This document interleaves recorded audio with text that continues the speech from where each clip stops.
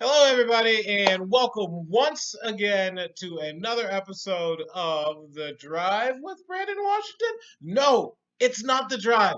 It is Agree to Disagree Coast to Coast. And I have a very, very, very special guest with me today, Mr. Jonathan L. Percival. Just in case you're wondering, folks, I make the crowd noises for all of our guest hosts and, of course, any person that graces this show because every person that comes on this show is worthy of applause and adulation.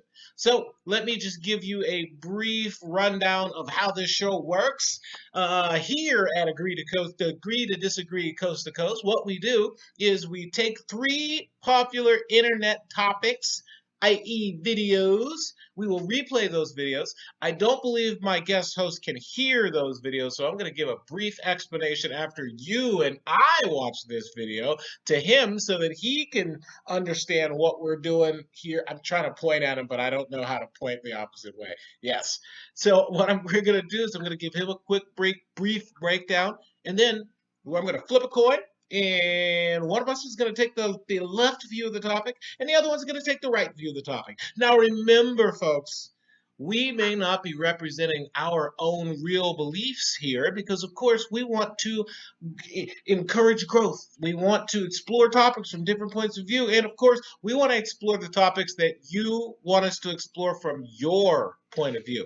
So, we're going to be representing both sides of the argument here. And if we don't do a diligent job of representing both sides, we want to hear it from you. We want to take all of those comments that are usually below YouTube videos and incorporate those things into a show.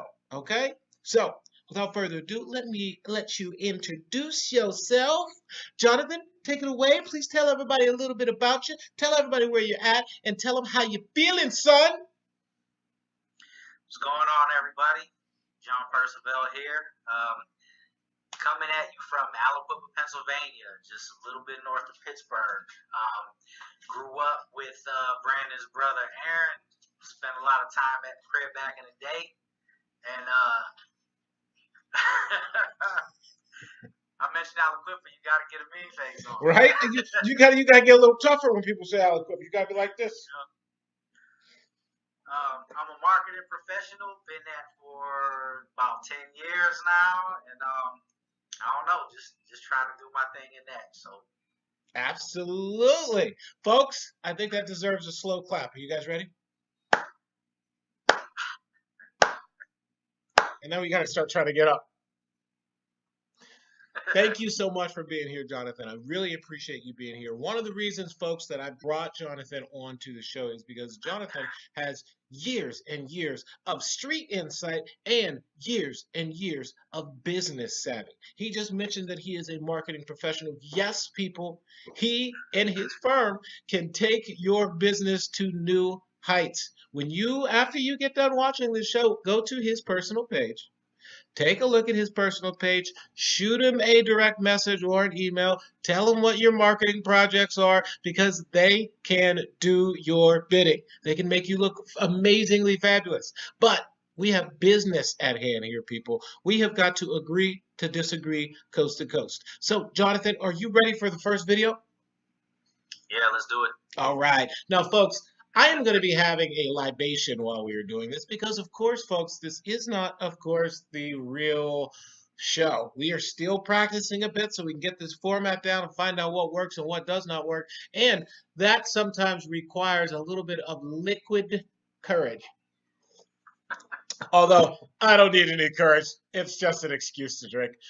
Folks, we were trying to incorporate those things that you want. We're going to jump into this video, and I want to remind you, Jonathan might not be able to hear this video, so I am going to give a very brief narration after this video ends, and during, I will try to keep my talking to a minimal. All right, folks, here we go. First video.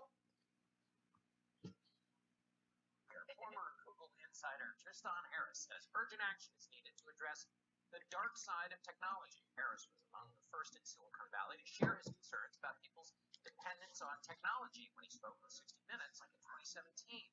Now the former Google design ethicist is pushing for a new agenda for tech companies to stop what he calls the downgrading of humans. Harris is the co-founder of the Center for Humane Technology. Good morning and welcome. The reason I think there's a connection is it means stay away from your devices and then you won't be spoiled. But people can't stay away from their devices. But tell me what downgrading is. So the point of this is an issue that's bigger than screen time. It's not about addiction. People are seeing these things as disconnected, outrage. I see you folks at home nodding off. Pay attention, people. Health issues, social isolation. But these are all connected because they're all part of the business model of extracting attention. The race to the bottom, the race down. And that systematically leads to this connected system of downgrading humans. While we're upgrading the machines, we're downgrading humans, downgrading our attention span, downgrading our mental health, downgrading our democracy and our civility, because the business model says that outrage works better. Because outrage works on that part of the brain where you release all the norms and social filters and all that. It's really your animal brain. Exactly. So first we go in your animal brain to get your attention, but then to go deeper, we have to get hundreds of millions of people addicted to getting attention. My dog's laying down over here snoring, so if you hear that, it ain't my heavy breathing. Other people Don't worry, I'm heavy breathing over here too. self-harm, depression issues, personal growth. But as a total global person, don't the companies know they're doing that? The tech companies know they're doing that, does not? I think that they don't like to admit that the business model of our stock price is directly anchored to how many minutes from your mind that I can get from you. It's a direct coupling. We need to decouple this. This is like moving from the fossil fuels era where stock prices are directly connected to how much we're paying to. All right. Now, the gentlemen and the panel that were just on were discussing how technology has the tendency, especially social media, has the tendency to have people self-isolate. And that self-isolation can lead to depression, it can lead to suicidality, and of course exacerbate a lot of the problems that you may already be facing in your life. But one of the biggest things that they mentioned there was loneliness. And I think that we all can see a little bit of an issue or non-issue with social media. Some people love it, some people hate it.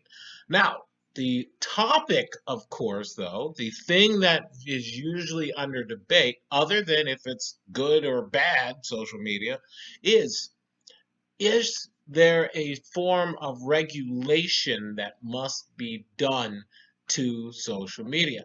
Now, the left-hand view most of the time, and again, folks, generalities, is that there should be some government oversight over these social media companies, and some folks are even calling for these companies to be broken up.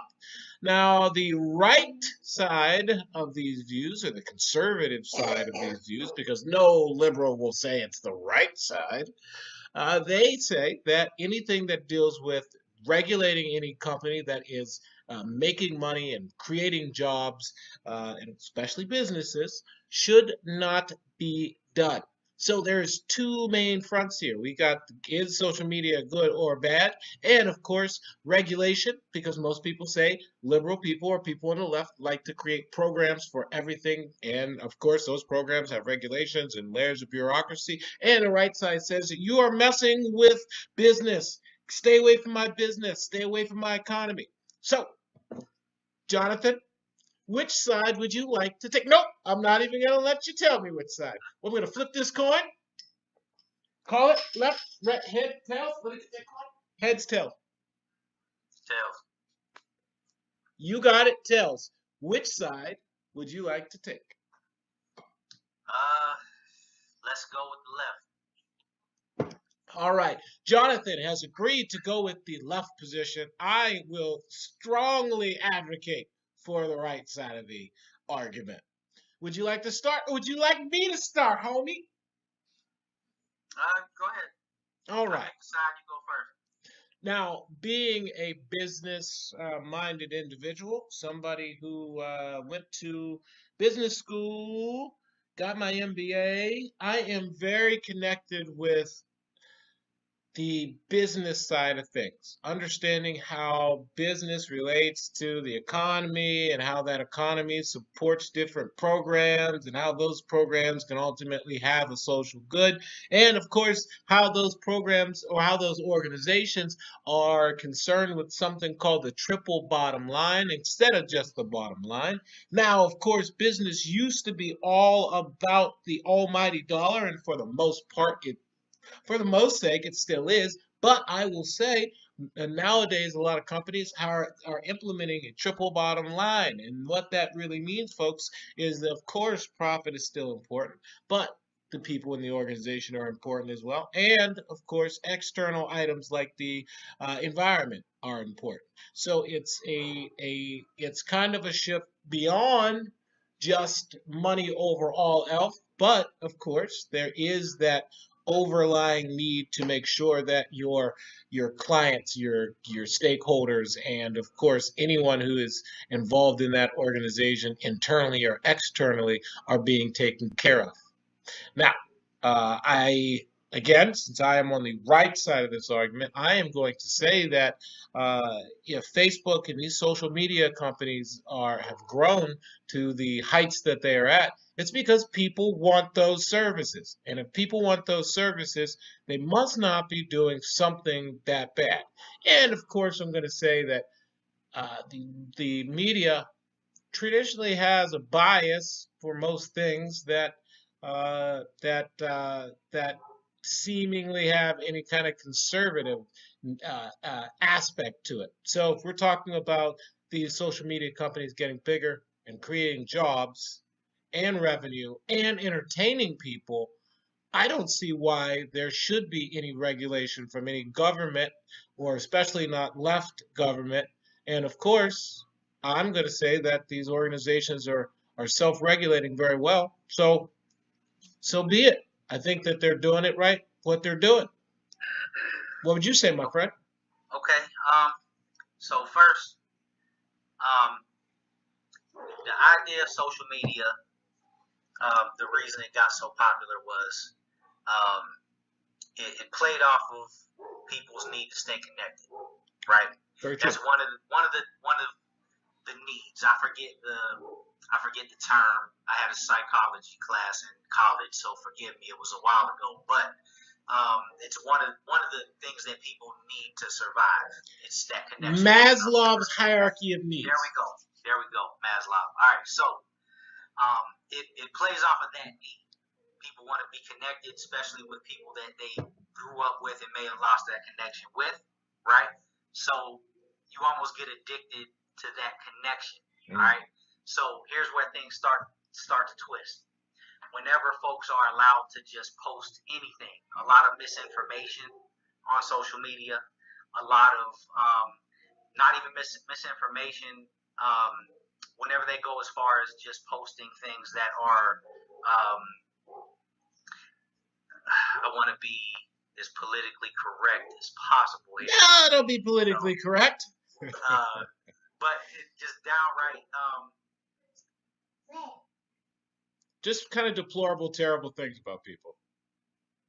All right, yeah, we can go with that. So just defaming other people and other groups, things like that. So that's where people have to be able to come in, step in, and say, all right, we have to put a stop to this because it's damaging to groups of people. It's causing other groups of people to develop misinformed views.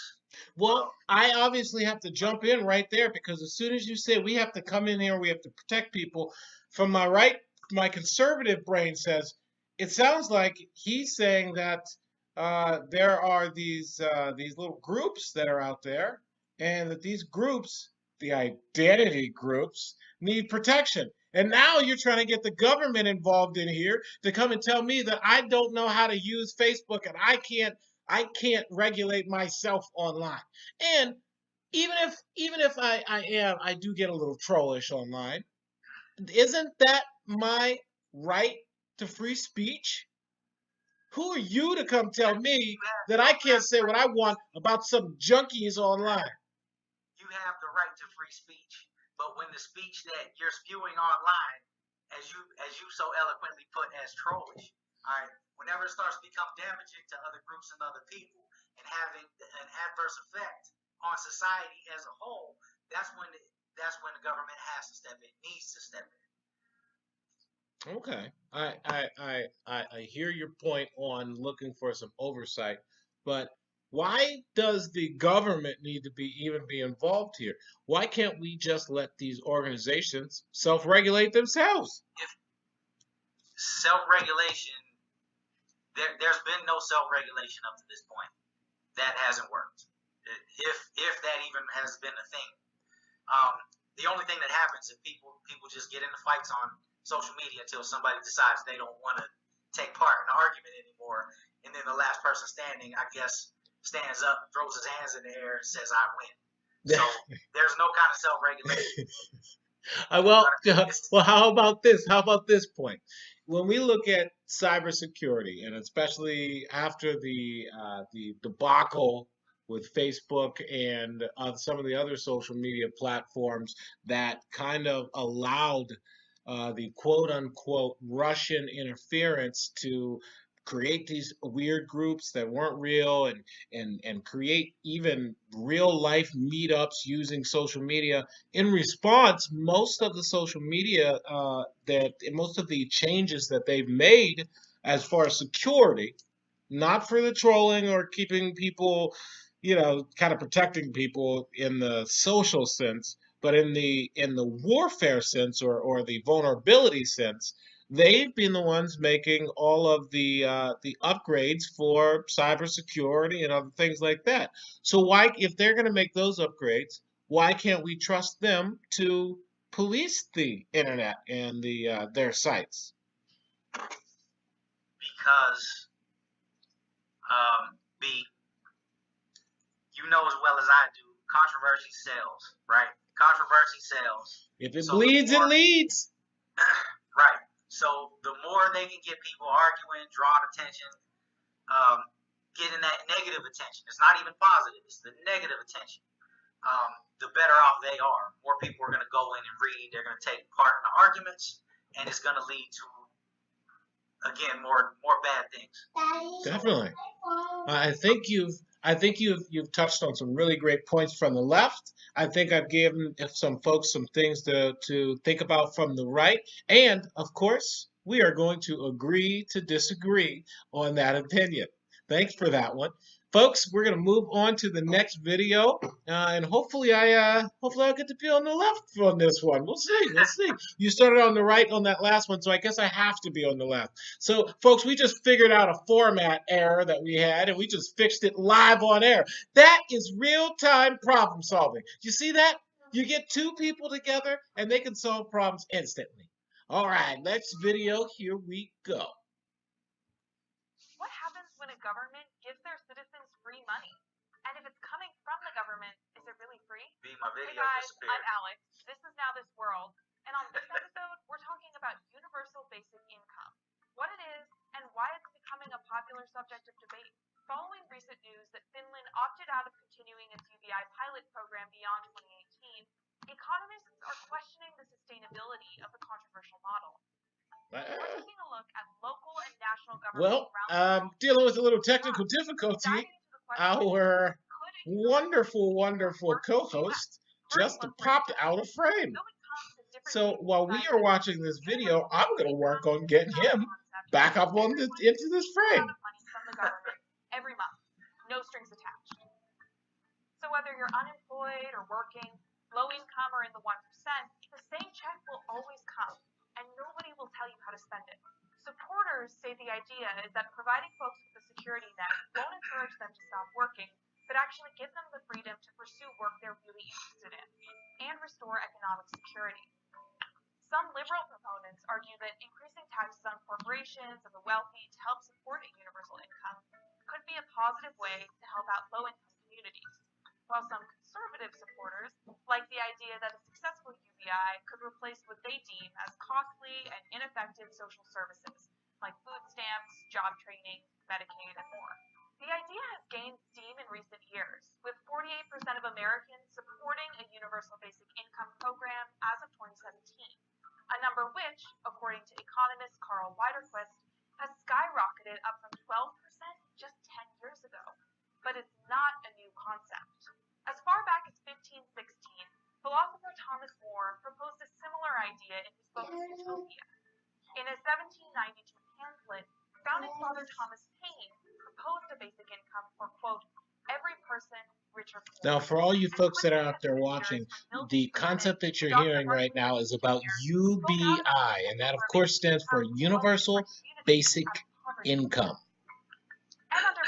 And of course, folks, welcome back Jonathan, because of course he is back on the screen. Fast forward to today, and the concept is the subject of books, documentaries, and countless academic panels. It's got big name backers from Elon Musk to Mark Zuckerberg to Senator Bernie Sanders, who said he's, quote, sympathetic to the approach. Countries around the world have piloted versions of the UBI experiment, including Kenya, Canada. I've cut this one short for you guys, but I really want you guys to pay attention to what they're talking about in this video. It's even been tested in a few U.S. cities. But would it be a viable option for the American When you hear UBI, think Alaska. UBI expert and advocate Sandhya Anantaraman for her take on why some feel the concept is gaining steam. Poverty is exhausting, and financial stress is exhausting, and it really limits the time and space mentally that you have to work on great ideas. So the idea is that for people who are struggling to make rent payments, buy groceries, and support their families, the stress can be overwhelming and flat out tiring. A Gatorade sponsorship would be amazing. $1,000 per month to clear up people's time that they ordinarily spend stressing out about where their next meal will come from, and spend more time job searching, volunteering. Beer endorsement would be amazing. Some participants in Finland's pilot program, which will run through the end of would be amazing. are already reporting that their stress levels have decreased. And while many critics argue that free cash would disincentivize work, supporters say there's some evidence to the contrary. In the 1960s, we did a number of experiments around the country in different states to test the impact of unconditional cash on work. So essentially, do people work fewer hours or work for less money when you give them unconditional support? In a paper done by the Roosevelt Institute last year.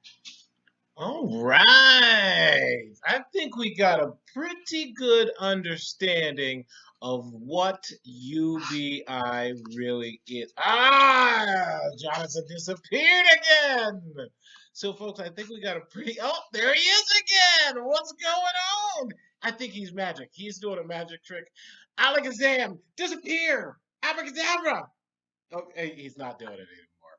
But, folks, I think we got a pretty good idea of what UBI is from that video. Now, of course, that acronym that you're hearing stands for Universal Basic Income, just in case you're coming in late or you weren't paying attention to the video, people. I know who my audience is. I know you people. But UBI right now is being championshiped as the Freedom Dividend by a Mr. Andrew Yang. Andrew Yang is one of the 22 different Democratic candidates running right now to be the next president. Now, a lot of people think that he is a long shot to actually win, but he is already qualified for the Iowa debates, and he is going to be on that first debate stage. So, the concept, of course, that we want to agree to disagree about is UBI. Now, on the left, the general, and again, folks, we're talking in generalities. If you're that left person that's like, I don't believe what you're saying, Brandon. Okay, generalities. And if you're that right guy that's like, hey, I don't do this like that. We got all kind of different things going on. Hey, and I know I had to give the East bumfuck the country version for the conservative guy. Not everybody from the country is conservative, okay? Ask my Uncle Jerry. He's an African-American guy, and he makes Kanye say, I don't know about all that, bro. So, Uh, the right side of UBI is that if you give people a universal basic income, like Mr. Yang is suggesting, for $1,000 a month, that roughly translates into $12,000 a year, it's going to disincentivize people. It's going to make them stop working, and they're just going to stay at home and be uh, lazy layabouts, and nothing's going to happen in this economy. Now, Jonathan obviously had the left side of the last topic, so I am going to have the left side of this topic. Now, I will also remind you that, again, folks, if you don't think we are diligently defending our side of the topic because we don't like that side, tell us about it. I want you to point those things out. That is the purpose of this show. If you think that there's something that we should have mentioned in the argument, point that out. And then we're going to do something with when we have these rotating hosts where we will show that same video again, have a different host weigh in on it, and try to incorporate some of those things that you mentioned were important to you. Okay? All right. So, Jonathan, would you like to start or would you like me to? You can go ahead and start again. All right. Well, I don't want to just dictate all of the time here, but when we talk about UBI, Andrew Yang has put some really cool things forward with UBI, which has got a lot of people actually looking into the concept a lot more. And I'll tell you, when I initially heard about it, I thought, yeah, it sounds like a bad idea. It sounds like you're just going to be giving away money to people, and you're going to be increasing the welfare state. And then I started looking into it a little bit, and I was like, wait a minute. If we had a way of giving people a little bit more of assurance when they turn 18, and I'm talking parents first. I was looking at this from a parent's point of view, and I was like, if I knew that my daughter was going to start getting a UBI at the age of 18, and that could possibly help with defray some of those college costs, not pay for college unless she was going to community college, but at least defray the cost of that community college until she went to like a junior college or a higher level. It could be something that could help to just keep a little bit more of those hard-earned bucks in your pocket, or allow you to kind of do those artisanal things that you've always wanted to do, like start a podcast, people. Yeah! It might help you with the equipment that you need to do that.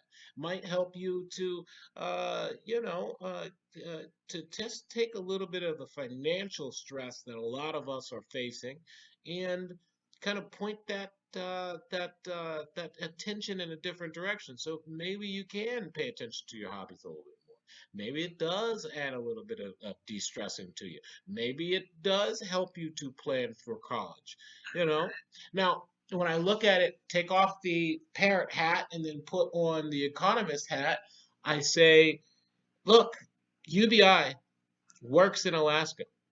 We're not talking about making the taxpayers pay themselves here, people. We're talking about doing something like a value-added tax onto the modern-day oil that the Alaska folks have a value-added tax on too. Okay? They grab that revenue that they get for UBI, and everybody up in Alaska gets a UBI. They get that from the oil companies. So the oil companies are using up that land and obviously causing a little bit of damage to the environment up there. But there is a trade-off. Obviously, it gets the people a little more interested in what the oil companies are doing. It helps for the oil companies, it helps to boost their reputation, and of course, to allow them to be seen as a valuable member of the community, because who's going to get rid of the organization giving everybody money? But on top of that, the people put that money right back into the economy, because one thing that economists have shown is that when lower income people, or people who are living a little closer to check, they have to utilize that hard-earned money in their local communities. So It's one of these things that can act in part like an economic stimulus in your own community. And of course, we're not taxing ourselves to get that money. Now, I don't want to keep droning on here, but Amazon paid 0 in federal taxes last year, people. 0! That is like the biggest organization out here. And shout out to Amazon. I'd love an endorsement. But folks, we all have to pay. If I, meager public servant, and Jonathan over here making mega millions marketing to people has to pay taxes, by God, why not Amazon? Because remember, Citizens United says that they're a person too, people. Why aren't they paying taxes? Right? Has anybody asked that question? If this corporation is a person, why isn't it paying federal taxes? Because I know if I don't pay my federal taxes, the tax man will be at my door in a heartbeat. In a heartbeat. They'll be right there. They will bring handcuffs and their badges. Okay? So from the economic sense, it kind of makes sense that we put this UBI in. Now for all the You mind if I cut in? oh, I got you. I got you. I'm sorry. Don't I get started and I don't want to stop. All right. So first, I want to take a second to look at some numbers, right? So you mentioned Alaska's how they're utilizing it with Alaskan oil, right? It's only about $1,200 a year, something like that. So it's only about $100 a month. Like that much money per month. It's not going to really affect much at all, right? It's an extra $100. I mean, yeah, $100 is $100, cool. But as far as making any real big changes to where a lot of people would like to see that's not going to do it, right? So, but even at $1,000 a year, for every $1,000 a year, a month. No, I'm saying like for Alaska, they're doing $1,200. So at about $1,000 a year, that adds $320 billion in government expenses, right, per year. For every $1,000 a month, that's $3.8 trillion per year that is going to add to our budget. Our budget now is only $3.2 trillion, right? So it's effectively going to double our budget. All right, it doesn't sound feasible to me. Okay, if you go with a higher plan, $12,000, and I know you mentioned the value-added tax. All right.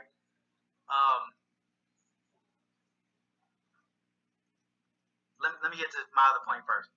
So if you go with the higher plan, it's unfeasible. If you're talking 12 times that, even with value added, a lot of companies involved aren't gonna go for it, and we all know, lobbyists, they're gonna throw their weight around, not really let that happen because they're happy with the big bagel. Exactly. Right. The other thing that I wanted to mention was I spent about an hour trying to find as much information about this today as I possibly could because I haven't heard about it before. So I watched a couple videos, and I kind of like Andrew Yang. He seems like a good dude. I don't know that he's a president, but I'll be watching. You said he was in the Iowa debates, right? Absolutely. I'll be watching if I can get my eyes on those. I'd like to see how he handles people like Bernie and a couple of the other folks, because Bernie's a strong personality, and I'd like to see how he goes at those types of personalities. But anyway, let me back up. The other thing I wanted to mention was in that plan, they were going to give people, let's take welfare for example. People on welfare would have a choice whether to keep their welfare benefits as they stand or take the $1,000 a month. So they take that $1,000 a month, they effectively lose the welfare benefit, but they gain $1,000 cash. You wouldn't have to worry about the food stamps. On the flip side of that, if they make more than that $1,000, they wouldn't benefit at all. While everybody else is gaining that windfall, they would still be in a position of lesser power or weakness. You know what I mean?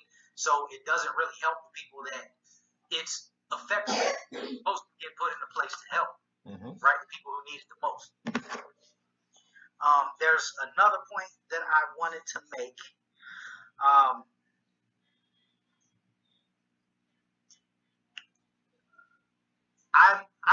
no economist in the least, right? But if all of a sudden everybody gets $1,000 in their pocket, that's going to cause some inflation. So $1,000 in your pocket every single month, so an extra $12,000 a year sounds great. But as soon as everybody has $1,000, then nobody has $1,000, right? So I don't know that it's as good of a thing as everybody's making it out to be. Let me put my fighting cap on now. Now I have got to say that Jonathan makes some amazingly valid points that we all should be concerned with anytime any politician is putting forth any kind of financial plan that is going to affect our lives and, of course, our paychecks. But when it comes to get into healthcare, and I didn't even get into healthcare. I know. That's may be a topic too far abridged for this one podcast. Right. So a lot of people, especially when we start talking about the economy, they kind of glaze over and they're like, wait a minute, this guy is talking about trillions of dollars. How are we going to pay for that? Well, folks, first and foremost, we have been running a deficit for the life of this country. There was a period where we had the debt, our national our budget balanced, but by no means were we not in debt, people. Many people falsely believe that. Okay, we've been running deficits for years now, albeit these deficits haven't been as high as they are now. But the sky is the limit, people. Okay, and I want you to just for a second pretend like this is play money, because to the people that are out there, and all of us lived through the financial crisis that just went on, it's play money, folks. Okay? Now, that play money that's out circulating out there right now is benefiting people at the top right now. Okay? And one of those big major platforms that Bernie was running on and a lot of other people are talking about is income inequality. Now, the people on the right side will always point to the cost of what UBI is. If you implement this value-added tax, okay, this value-added tax. So first, remember, play money. But then if you think about this, so I'm trying to take away from the idea that you should be concentrating on deficit spending, okay, or deficit reduction, okay? It's an important thing, but it's not something that has to be in front of our mind because it hasn't been in front of our mind forever. Okay, so just get that in, everybody get that into your mind. And then, of course, we'll bring back up the idea of the value-added tax. Now, the value-added tax is not the end-all, be-all. It does not pay for all the servicing that is required for UBI. And that kind of speaks to Jonathan's point here of there is a cost to UBI. It's not just this money comes out of nowhere and can't all just be funded by the value-added tax. For the most part, it is, but there is, of course, some servicing of that of those items, and of course, there needs to be an administration to be able to make that happen. But the good thing is, most of the administrative items, people are acting like this is a ground-up idea. It's not. It's not a ground-up idea. UBI, to be used in Alaska, had to go through the congressional process, and it did under Nixon. Okay? So this is something that can and has traveled these halls of our Senate and Congress. Okay? Now, secondly, when we talk about that value-added tax, of course, it's not going to cover all of it. But we have the infrastructure already there for the current welfare state that we have. And when I say welfare state, that's not a bad thing. I mean it in a positive way, not a pejorative way. So we have a social safety net that's out here right now. But the social safety net, as Jonathan said, they are going to reduce some of those benefits. There's already people trying to attack those benefits. And one of the things about being on those benefits, because if you've ever been on them, because we have, one of the things is there's a lot of restrictions to that. And you're not actually getting all of that money that they say they are going to be giving you. And there's lots of hoops that you have to jump through, and it kind of, and I hate to say it, it's a Republican talking point, but it kind of forces people not to look for work or not in a diligent manner, because you may lose the ability to keep that much needed form of income. So people are usually encouraged not to be doing other positive things. One of the best things about UBI is, again, we have the infrastructure already there, so that cuts most of the costs that people are attributing to UBI. Then you have the value-added tax that's cutting another major chunk out of UBI, okay? And then, of course, folks, there are other ways and means of appropriating money, and of course, pointing money that's already appropriated to things like defense that could be definitely, I don't want to say slashed, but definitely decreased so that we can take advantage of the military prowess that we've built over the last 20 to 30 years, which is still heads and tails over any of the other nations that are out there. Even when you're talking about China, even when you're talking about Russia, any other nation's military is 5 decades behind ours. Get anybody out here to debate me on that. On top of that, and when I say 5 decades ahead of these other nations, when I say that, I say it because we're not just talking tanks and planes. We're talking about combat experience. We, of all nations, have been at war for the last, 20 years? The longest war in history. We did that. That makes us pretty damn good at warfare, okay? So we could slow back on that budget and those appropriations to the military and divert some of that to this valuable social system service, okay? Now, for all those people that you were just mentioning that are getting about $1,000 a month right now, if they deferred and got that universal basic income instead of continuing to do those other programs, it would consolidate all those items into a cash payment rather than just the food stamps where you might not get the quality items that you're looking for. You're not going to be going out to the Whole Foods. You're not going to be getting those things and you also don't have to face that social stigma of feeling like you are not contributing to society. We have this way of making people feel like they are nothing because they need the assistance that we should all have in this great country. You know, this is the greatest country on the planet, the richest country on the planet. But yet we have people that go to sleep hungry every night. Kids that go to sleep hungry every single night. But yet we have more than enough money to spend overseas in wars. And a lot of that could be diverted to this UBI and the other programs that go along with UBI. Now, UBI isn't a concept that can stand on its own, but it is a concept that could be married to some other valuable social services and systems like universal health care. One of those things you just mentioned. It can be tied to a volunteer service credit. So your volunteerism isn't just volunteerism for you. It means something. It could mean increases to your UBI. It could mean other tangible things that we could attribute it to in the society so that we make volunteerism an actual actionable thing that people are doing, not because they want to do it, but because they have a benefit of doing it. But that benefit actually helps others in the economy. So I think I said a lot on that. You tell me what you think.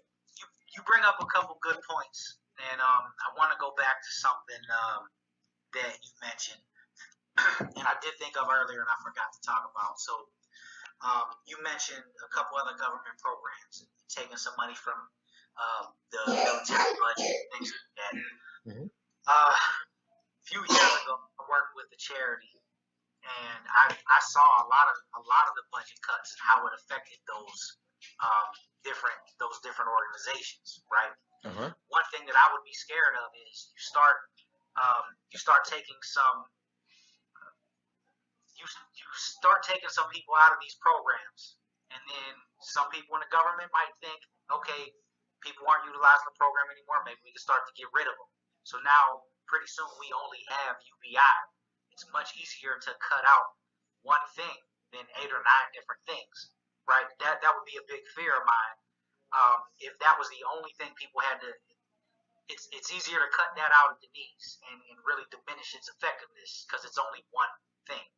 You know what I mean? Definitely. So that's definitely something that I'd be fearful of it taking dollars from other things, other programs that we would need in other areas of government funded things.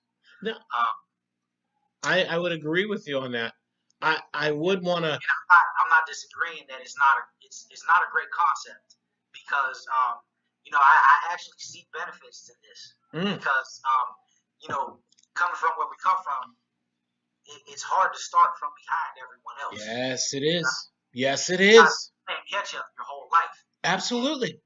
You have to educate yourself so you can actually you can get paid as much as other people do, and so you can earn the same types of positions that they do. Yeah. But then you're crippling yourself with student loan debt.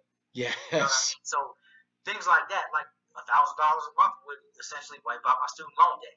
First thing I would do, I'd buy a house. I'm renting right now. I would buy a house. Wouldn't that be the shit? Right? Yeah, man. So I see benefit in it, but I also see the negative side of it as well. So this was kind of cool arguing both sides. Definitely, right? To both sides, yeah. So because there's obviously some drawbacks to UBI. I wasn't sold on the concept when I first heard about it. Now, of course, folks, remember the agree to disagree portion is over. So we always cut back to a little bit of introspective things and to try to throw in something that we've experienced in our lives. So Jonathan and I both come from a very, very similar upbringing. I know my family was damn near dirt poor. It didn't feel like it. Mom and dad didn't. Mom, who substituted as dad, didn't make it feel like we were. Hey, Miss Washington. Right? Shout out to Mama.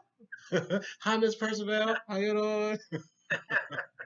But our families, we never really. I know now looking back, I can be like, oh, we didn't have much, but it didn't feel like that. And one of those things that made it not feel like that was having people like you and your family around, and other families where we all kind of coalesced and kind of brought things together to watch kids, raise kids, and let everybody kind of be raised at each other's houses. I mean, that's literally, it was like a community.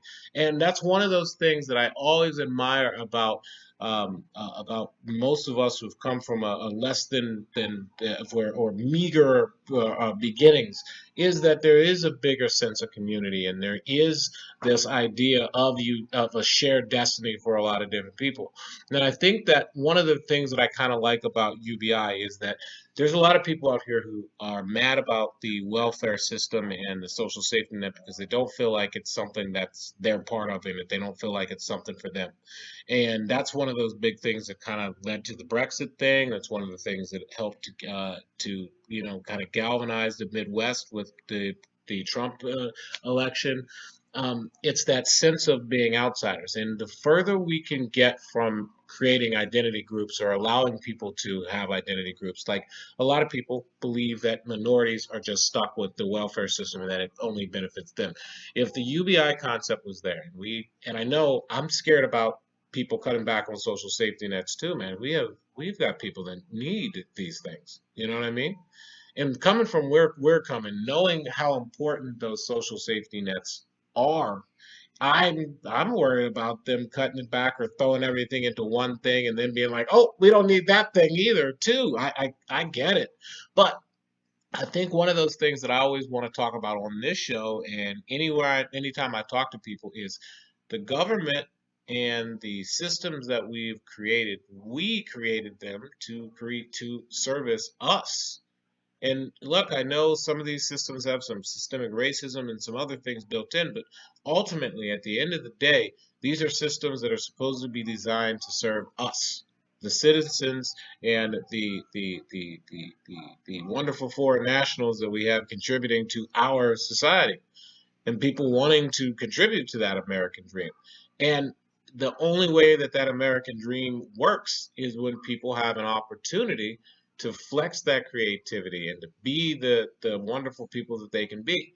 And I will say that when you said that you're starting from behind and it's like you're playing catch up, I feel like I just made it to the middle class, and I can't imagine if I had the opportunity to know and have the financial wherewithal to see college and education earlier, and to do some of the things that I can do now that I'm financially stable, I would say.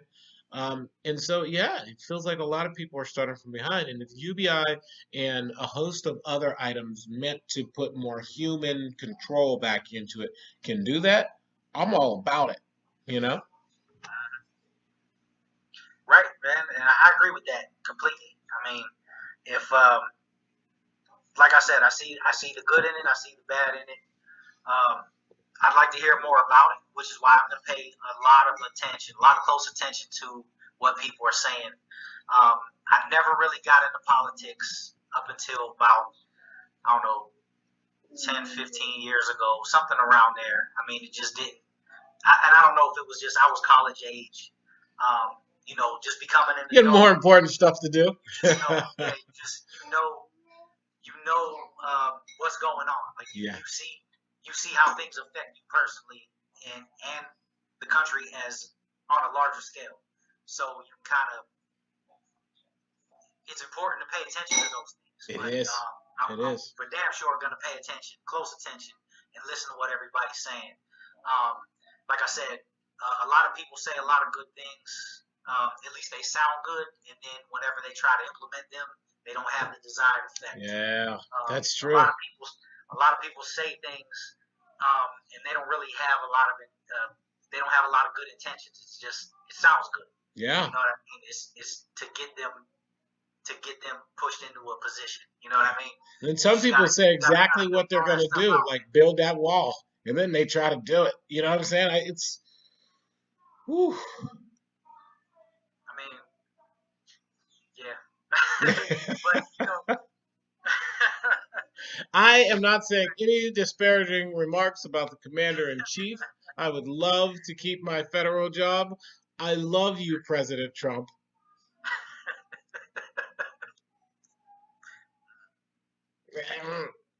So, with that being said, folks, I think we have come to the conclusion of that topic. We're going to move on to another video.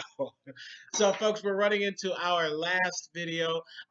Again, I want to thank you for being here with us for Agree to Disagree Coast to Coast. I will remind you that we have our guest host here today, Jonathan L. Percival, and we will be having a wonderful lineup of other guest hosts that will join in and share some of these great things that he has been sharing. And again, folks, if you know somebody who would like to be on Agree to Disagree Coast to Coast, share some of your opinions and just have a good old conversation with myself or Jonathan or one of our other wonderful hosts, let us know. Send us a direct message. Go to his page after this and tell him how much you enjoyed seeing his beautiful bearded face on this show. I'm telling you, people, we need somebody to stroke our egos so we can continue to do this, okay? That means you have to get involved. That means you have to let us know what you want us to talk about. And it means you have to agree to disagree coast to coast. You know I was going to throw a little tagline in there. All right, folks, here comes our final video. Ocala, Florida, the Lowell Correctional Institution. Two young women come down the hall, waving, smiling together like girlfriends. They are Tiffany Cole, now 33, Amelia Carr, now 30. Two separate crimes, two separate lives until they became neighbors on the notorious corridor. Now, folks, I want you to know that this is a real video of two of the youngest ladies on death row. You can't have that mentality. Welcome to Death Row. You've already got. Yeah, you already have that mentality. Two women, neither of whom had ever spent a night in jail before. Living lives so familiar. Tiffany played the flute in high school, cheerleading, Girl Scouts. Amelia looks smart and says she modeled and was in the school Marine. Both say they were sexually abused as children and both met the wrong guy. Tiffany says she barely knew her boyfriend. 3 weeks. 3 weeks. And had you ever been in trouble? It is hard to connect the face in these photos to the horrible crime committed with her boyfriend and his friends, neighbors of her family first robbed, then buried alive in a grave. I didn't know what was coming, and that's all I'm going to say about that. Her lawyer told the court Tiffany Cole thought the grave was for items they were stealing. He also talked about that sexual abuse by her father and her drugs, her mental and psychological problems. The jury saw a damning photo after the crime. They convicted her. I am not the same person anymore. I have peace. I have joy. I have a sound mind. And Amelia, the youngest woman on death row, convicted of another horrifying murder, helping her boyfriend suffocate his wife with duct tape and plastic bag. There is a police tape of Amelia after her boyfriend confessed. She's 8 months pregnant with his child. He asked me twice. I was shaking. She admits she was there, but says not when the wife. Ooh-wee. Well, we have 2 ladies. One, the youngest lady on death row, and another who is, of course, a very young lady, but it's significant that we don't really think of young ladies or women mostly when we think of death row. So, of course, there are 2 major topics here. One is the use of the death penalty as a form of retribution here in our society. And of course, the other is the concept of redemption and the over policing of people. So I was on the left side the last time. So Jonathan, you get to be on the left. I will take the right. And of course, folks, I always love to give you a very brief general idea of those 2 sides. A lot of people on the right side of things think that our incarceration process works well, that it serves our communities well. And even though there are large amounts of people in jail, the highest amount of people in jail per capita of any other country, a lot of people on the right side of the issue believe that that is appropriate for the level of, thank you for the mail, buddy, you're so awesome.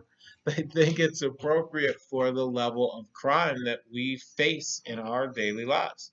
Now, obviously, the liberals are going to complain about the prison industrial complex and that a lot of the prisons these days are privatized. But who says that the government has to bear all the cost of incarcerating all of the wayward people that we have in this country? Remember, folks, I'm taking the right position on this. So that's the right position. Now, on the left side of things, people are usually saying that people have the need for redemption, and of course that we are over incarcerating our population. There's an argument on both sides. Let's agree to disagree. Jonathan, you may start. All right, we'll take it first this time. All right, so kind of started tiptoeing up to one of my points, right? So everybody deserves the right to prove they deserve a second chance. All right, not everybody deserves a second chance, but you deserve the right to show that you may deserve a second chance, right? You follow me? I like that phrase, brother. I might have to steal that from you. I mean, that's. I'm sorry to break away from my side, but that was kind of prophetic, man. That was nice, man. So, he's a prophet. So I'll kind of leave that point there. I mean, people. You said they were the youngest girls. I'm not too familiar with with their story, but they're the youngest girls. They look pretty young. I'm assuming 20-ish, right? So remember, everybody, I can't hear the video. We're working on that, but we're working on it. We're definitely working on it. So they're about 20-ish, all right? Yeah. People do a lot of stupid things when they're young, all right? They maybe committed the crime when they were 16, 18, whatever it is, all right? For them to spend the rest of their lives in prison, or they're on death row. I don't know if they're in a state where there's a death penalty and they can actually be killed, by whatever means. They stay there long enough, they'll be executed. All right, so everyone deserves to try to prove that they don't belong there. Yeah. All right. The other thing I wanted to say, you started to touch on the privatization of prisons. All right. So private companies they're privately, right? The prisons. CCA. They make their money. They make their money when people are in jail. They're gonna want to keep your ass there, right? Yeah. They're gonna want as many people as they can to come in because that means more money in their pocket. So they're not worried about whether or not you're rehabilitated on the street. And that's not saying everybody should, because God knows there are people that just don't belong out on the street anymore for whatever reason. Whatever happened, they're just not coming back. So, but as many people as they can to go to prison because it's just more dollars in their pocket. So that taking my first point, the second point. Okay. I obviously I can't defend people who have committed some kind of atrocious crime. It makes me feel like, yes, we have to have something that's out there and it's on it. Now, from the right side of things, look, we have a system of laws here in this country. And if you broke those laws, you deserve to be punished for breaking those laws. Why is it a bad thing that we are not just outsourcing this problem that we have? It's a very unique problem to the government. Because we all know the government may not be the best suited organization to enact some of these things that are important to the safety and lives of all of us. And when we're talking about prisoners and people who are in jail, especially folks who are on death row, those people, they did something to get there, and it's not bad that we have organizations that are willing to take up that task of housing and taking care of those wayward people. What do you say when you hear that from the right side? Well, I have a question for you. So, at 17 years old, all right, you can make a stupid decision that could send you to prison for the rest of your life. But at 17 years old, you can't walk into a store and buy a pack of cigarettes. You can't walk into a store and buy alcohol. You can't go into a casino to gamble. All right. At 17, you can't even join the military, right? Don't you have to be 18? So, but at 17, you can be tried as an adult and go to jail for the rest of your life. So you can't make a conscious adult decision to smoke a cigarette, but you can make a conscious adult decision to do something stupid that could send you to prison for the rest of your life. Well, look, we have to have some kind of mechanism that is going to not only house and incarcerate people who have done something wrong, but is also going to set a strong message that we are not going, as a society and as a people, are not going to allow people to denigrate, murder, molest, rape, kill, mutilate our citizens. There has to be something there. I'm not disagreeing with that at all, but like if I'm not mistaken, because I'm not up on the jail society or at all, jail community at all, but if I'm not mistaken, like you're not even allowed to earn a degree in prison anymore, right? Don't you think these people have lost their right to earn a degree? Why? If you're not giving them tools to better themselves in prison, they're just gonna be stagnant. All right? You want the point of prison for the most part is to rehabilitate people. Yeah, you're pulling them off the street, at this point, we're not talking about people who committed crimes to send them to jail forever, right? We're just talking, okay, you go for 5 years, 10 years. If it's some other charge, I don't even know what would just give you 5 or 10. But all right, let's say it's non-violent, drug-related. You get 10 years. All right, why can't you do something in that 10 years to better yourself so whenever you are released, you can move forward as a productive piece of society, right? Well, Instead, whoa.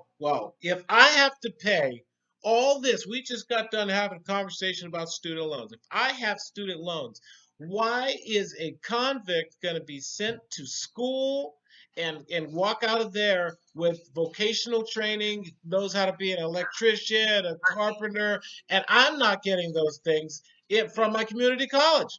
That's basically, if I could just commit a crime, go to school for 5 years, and now I got free education, and I'm in a higher economic status than all these people out here struggling.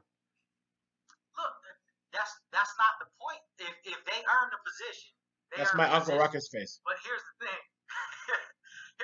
Look, you shouldn't be worried about it. If all right, I graduated from Penn State, right? So if I'm up for a job, against somebody who earned a degree in jail, and I can't prove that I deserve it more than them, then they deserve the job. I mean, it is what it is. How dare you? They're better for the position. You're trying to tell me that these criminals deserve jobs and a future after jail? The problem is you said these criminals and not looking at the person. Once they are out of jail and they prove they have been rehabilitated, we shouldn't stick them with that criminal tag. Didn't you just say that no rehabilitation is happening in these jails? These guys aren't rehabilitated. They're better criminals. And now they're educated criminals. All right.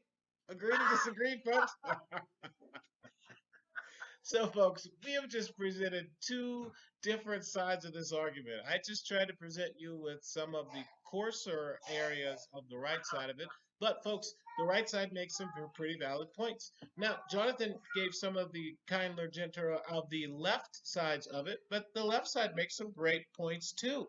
Now, I obviously have to tell you that allows us to agree to disagree. I got to put the tag in there. I got it in there. Agree to disagree. So, Jonathan, now that we've gotten through the left side, right side thing, I want to say, look, man, it's hard not to. It's even hard to argue that people who are incarcerated don't deserve that second chance. I really, really think that was valuable, that phrase that you used, where, say that again, because that was amazing. Say it again. I forget exactly what I said, but it was something like they have to prove they deserve the opportunity for a second opportunity. Yeah, wow. Like wow. Trying to take back, B. Dude, I'm telling you, I'm definitely gonna do it. That's literally, I really, really like that phrase, because I've been talk all week about forgiveness and redemption and some other things, stress relief and all that stuff. But one of the things we're always talking about, people should have this chance for redemption, but there is some earning of that chance. And that's why we all love the Rocky movies, and we love these movies where you see the guy rise up and then you see the downfall, then you got to see them, you get the training montage, do you know what I'm saying? There's got to be a training montage where you're building yourself back up, and I think that it kind of touches on the heart of that thing, that phrase that you just used.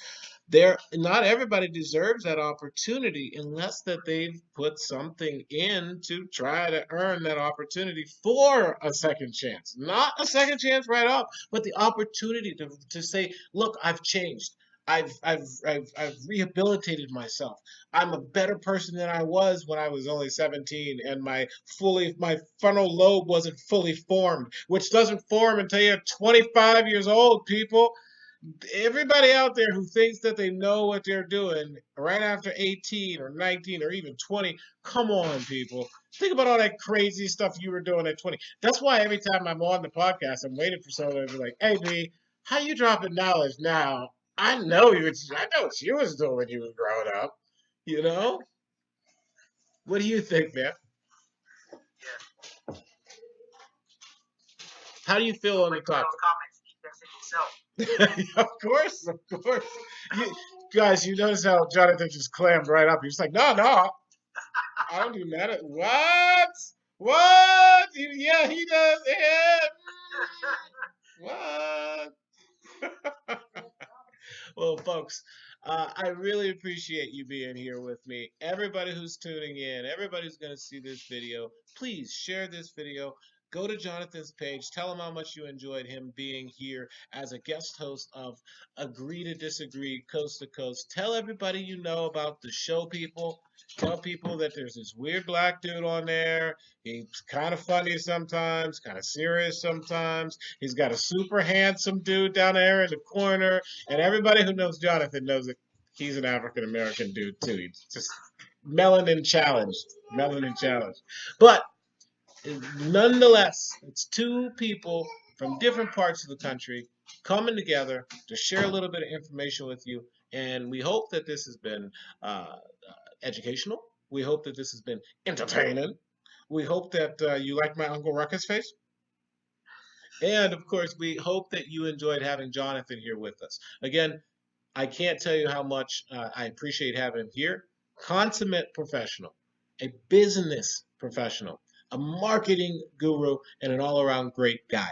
Thank you again for being with us for Agree to Disagree Coast to Coast. Jonathan, would you like to say some parting words? I just want to say thanks for having me again, B. And yeah, anytime you need me, let me know. We'll jump on and we'll discuss some things. Absolutely. Folks, thank you again. And remember my phrase, if you watch The Drive with Brandon R. Washington, you know my phrase. Somebody out there loves you. And if you can't find that person who loves you, I love you. Thank you for being here with us. Peace. Deuces.